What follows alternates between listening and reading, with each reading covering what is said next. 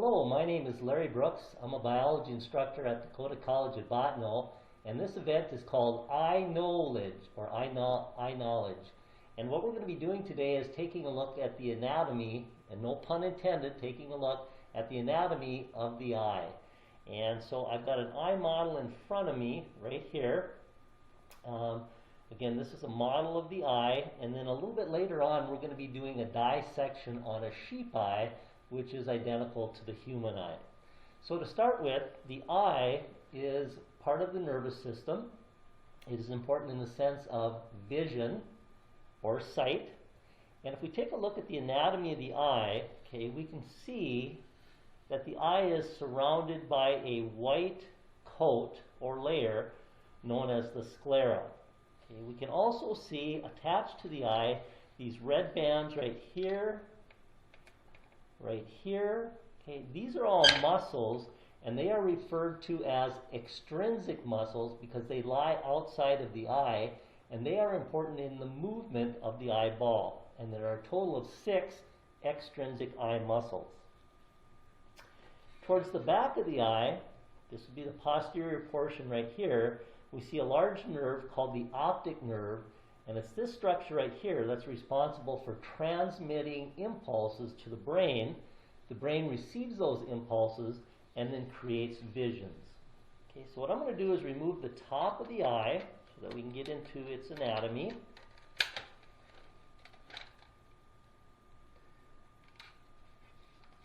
Okay. And so as I mentioned, and I'm going to maybe zoom in just a little bit. Okay, as I mentioned, there are 3 layers to the eye. There's this outer white layer here, again called the sclera. It has an anterior portion that is clear, right here.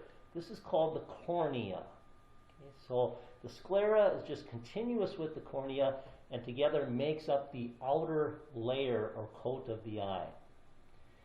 Okay, this orange layer right here, okay, is referred to as the choroid layer.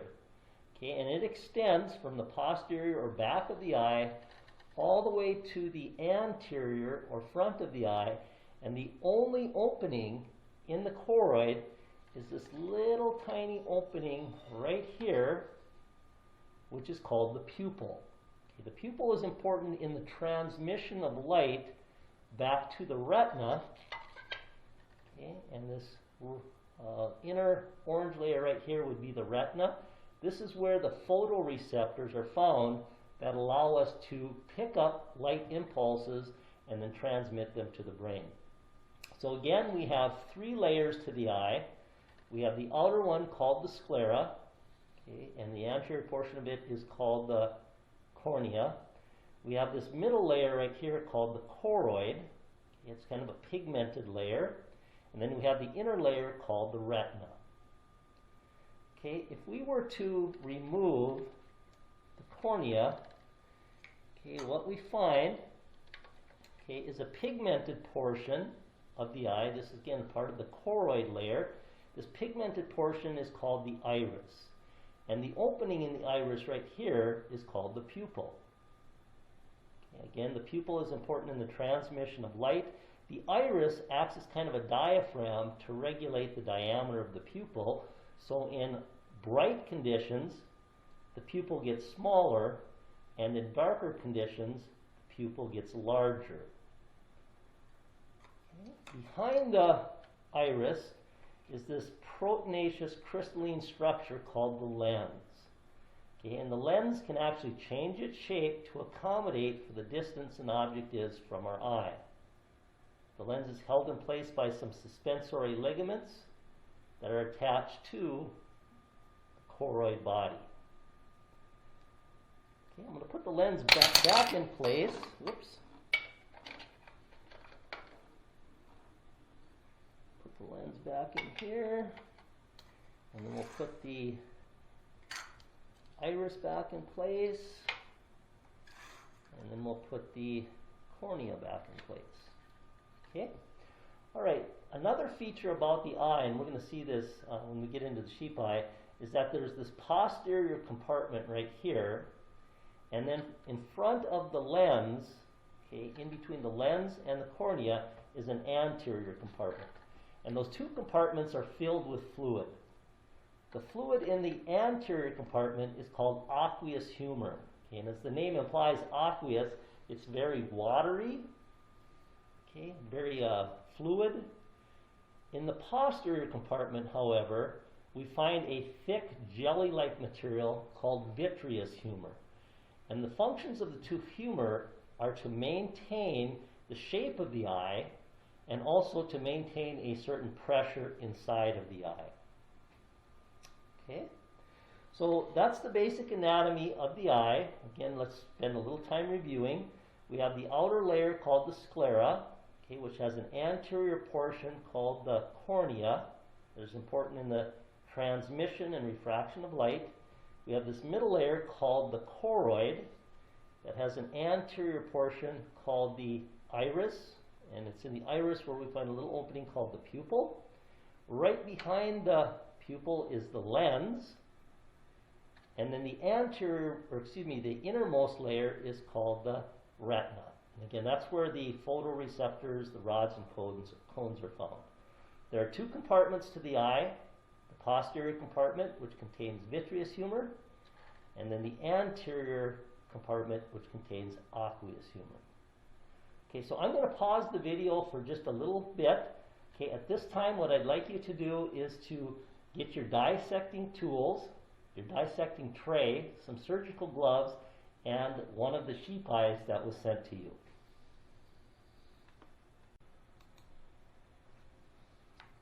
Okay, hopefully you were able to get your dissecting tools, tray, gloves, and one of the sheep eyes that again was sent to you prior to this event.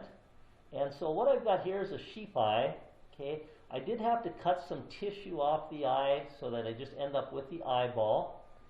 And so let's just review some of the anatomy before we get into the actual dissection.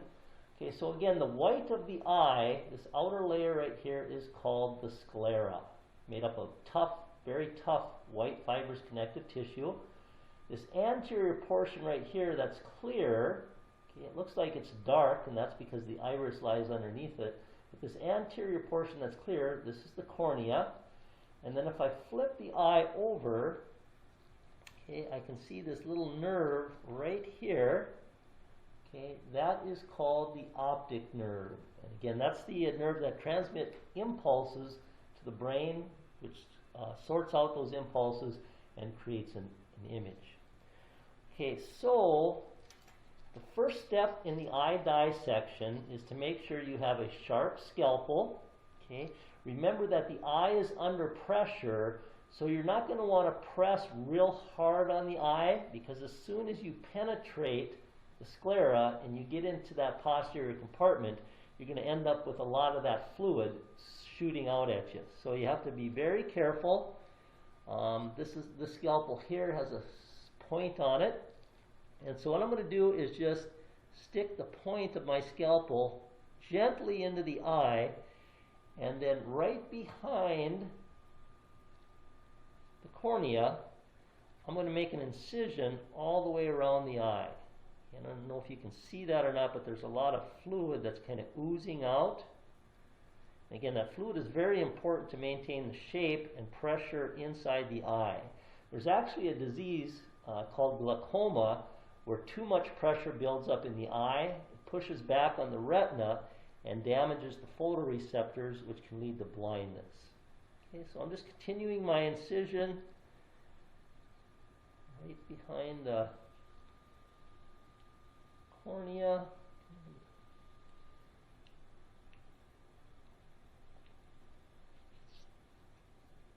And getting through to the other side. Okay? So what I'm going to do next is gently pull the anterior portion forward. Okay? And what I see here is a gelatinous mass. Okay, I'm going to pull this out. And there should be a little hard clump in that gelatinous mass. So that hard clump is the lens. I'm going to put that back into this anterior portion. And so right here we can see the vitreous humor, this real thick jelly-like material that again helps maintain the shape and pressure of the eye. Okay, and I got a little more vitreous humor that I'm just going to clean out. And so we can see, I'm going to get this a little bit closer. Oop, out of focus. So we can see the outer white layer here, which is the sclera. We can see this dark middle layer right here. It's almost black. This is the choroid. And then what happens when we reduce the pressure of the eye, the retina, which is this real thin, delicate, light-colored structure right here, it kind of collapses on itself. And so I'm just going to kind of tease the retina, okay, create a little ball in the middle. Okay, and you'll see that the retina only attaches to the back of the eye in one spot. Okay, that spot where it attaches is referred to as the optic disc, also called our blind spot because there's no photoreceptors located there. So this structure right here is the retina. Okay, and again, it's kind of collapsed on itself. And again, I want to emphasize the fact that the retina is only attached at one little point right here to the back of the eye. And this is one of the reasons why when a person sustains a lot of blows to the head, say you're in football or martial arts or something like that, it's very easy for that retina to detach with either a real forceful blow or repeated blows. Okay. All right, so if we move to the other part of the eye, the anterior portion, again, what I did is I placed the lens in there. And I'm just going to kind of clean the lens up a little bit, just kind of clean some of that tissue off of it. And what I want you to do is take the lens and drop it onto a hard surface. Okay, that one didn't work real good because there's still some tissue on here. But if you get it cleaned up really good, it's kind of like a soft marble, okay, and it will actually bounce. Okay, the reason why this lens is so hard is that it's been preserved, okay, which kind of denatures the protein, kind of makes it a little bit cloudy. In a real sheep's eye or in our eye, the lens is clear. So again, just drop it, kind of like a little bouncy marble. Okay, and then we take this anterior portion right here, okay, and if we remove some of this vitreous humor here, I'm just going to kind of get that out of the way. Okay, we can see the opening, which is the pupil. Here's the opening right here. And then surrounding the opening is the choroid body.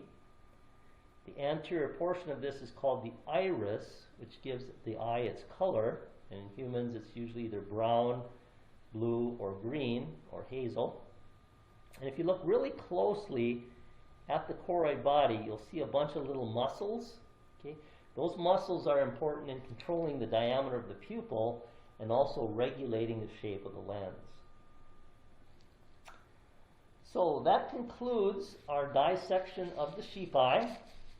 Hopefully you have a better understanding of the eye and its anatomy. Anatomy is the science that deals with the study of structure.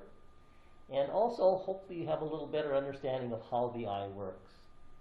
So with that, I wish everyone a good day. And again, hopefully you learned something from this event.